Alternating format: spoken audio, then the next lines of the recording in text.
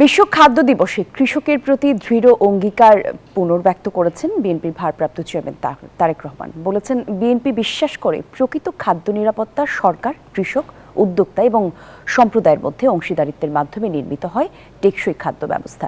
বৃহস্পতিবার তার একটি ফেসবুক পোস্টে তিনি বলেন, রাষ্ট্রপতি জিয়াউর রহমান দুর্ভিক্ষ এবং হতাশার ছায়ায় নেতৃত্বে এসেছিলেন। তিনি জানতেন, খাদ্য নিরাপত্তা ছাড়া জাতীয় স্বাধীনতার কোনো অর্থ নেই। সাবেক প্রধানমন্ত্রী বেগম খালেদা জিয়া সেই ঐতিহ্যকে নতুন প্রজন্মের মাধ্যমে এগিয়ে নিয়ে যান।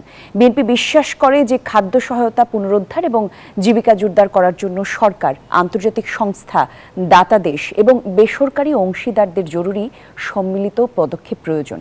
কারণ বিশ্ব সম্মিলিতভাবে এই সংকট সমাধানের জন্য তাদের প্রতিশ্রুতি পুনর্ব্যক্ত করতে চাইছে। তারেক রহমান আরও বলেন, বাংলাদেশের শক্তি সর্বদা সেই হাতে যারা তার মাটি চাষ করে।